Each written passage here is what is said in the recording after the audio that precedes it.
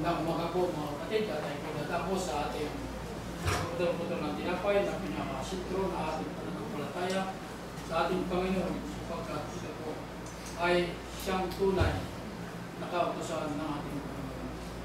Maraming salamat po sa mga katuruan ng ating mga kapatid sa mga mundo dahil muli natuto ng mga salita ng Panginoon. Babasahin ko po ang unang Korinto 23. Talatang 11, 23, patuloy. Pagkat tinanggap ko sa Panginoon at binigay ko naman sa inyo ng Panginoong Isus ng gabing siya pagkanulo ay dumampot ng tinapay.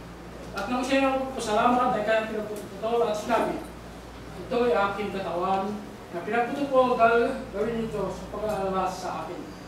At gayon din naman, hinawakan ang sarong makatapos makahapon na sinasabi, ang sarong ito isang bagong tipan ng aking dugo.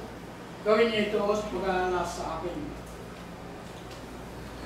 At ito ang aking katawan at magsinong kayong pag-aalas sa akin. Kapagkat sa tuwing kain ninyo ang tinapay na ito at inanan ang sarong hanggang sa pagkamatay ng Panginoon hanggang sa dumating siya. Tayo po'y manalangin. Dakila Ama, sa lahat po ng maraming sa iyo. Sa pagbibigay at pagmamahal mo sa amin, ang buhay na ito ay lagi mo ibinibigay sa amin upang tanggapin ng bawat isa sa amin. Ang bawat isa po ay nandito upang kami dumalangin, mag-aaral ng iyong mga salita upang pagpatuloy namin ang aming mga kailangan at yun po ang aming sinumpaan upang kami maligtas sa mga pagkakasal. Sa lahat po Ama, sa iyo, at kami nandito upang tumanggap ng sansar ang katawan ng Panginoon at magtandisag sa katawan sa tinapay na walang lugar-lugar at ang katas ng upas na sumasagisag sa iyong dugo, Panginoon. Sa lahat po ng marami Ama sa pagkabayubay mo doon sa bundok ng Kalbaryo, ang lahat po ito ay tinanggap mo ang mga pagkakasaran ng bawat isa sa amin at kami iyong dinala sa ang lahat po'y napahamak at kami iyong niligtas sa pamamagitan ng pagkapako doon sa bundok ng Kalbaryo. Sa lahat po Ama, sa araw na ito, sinasamba ka namin, pinamahal. Ito'y aking dinadalangin na si Kristo Jesus ay nagpakahirap upang kami iligtas. Kaya ang dinadalangin na maraming pagkasalamat sa pangalan ng mga anak at ng Espiritu Santo at si Kristo Jesus na pagkas na nagpakahirap. Dahil magpapasakan po sa ating pagkambagan. Dati ba, pinasabi ko sa inyo, ang nag-aasig ng Magyana ay nag-aanyang Magyana.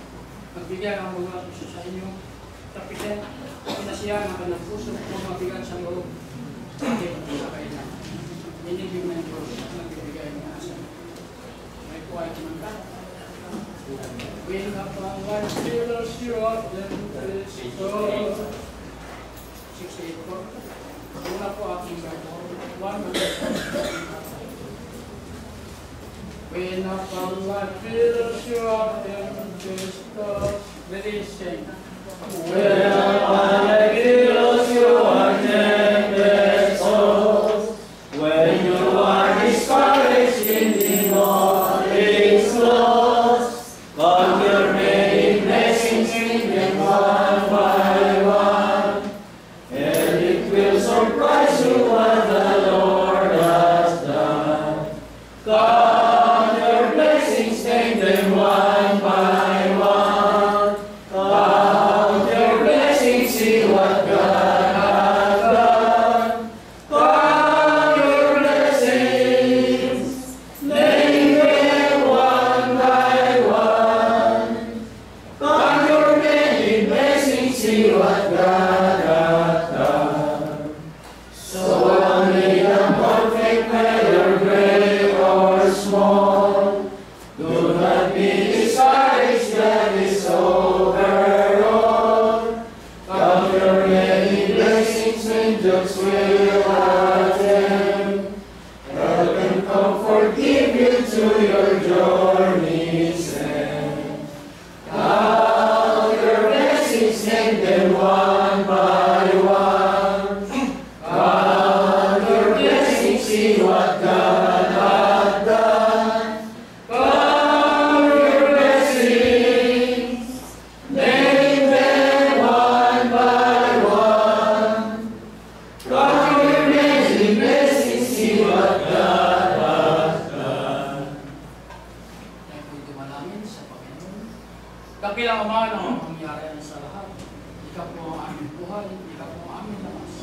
ikaw ang bigay sa amin at lumalaki sa amin ng aming mga lupang katawan at lahat po ng bagay ay iyong nilang dito sa lupa upang gamitin namin dito sa lupa ng aming lupang katawan ang lahat ng pagpapala na binigyan mo sa amin. Maraming salamat, Panginoon, sa lahat sapagkat ikaw ang aming buhay.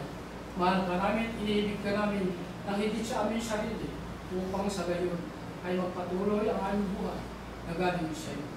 Maraming salamat sa lahat ng pagpapala, Panginoon, at kami ay nandito upang kami magpatuloy sa aming gawain pamagitan ng iyong pagpapala.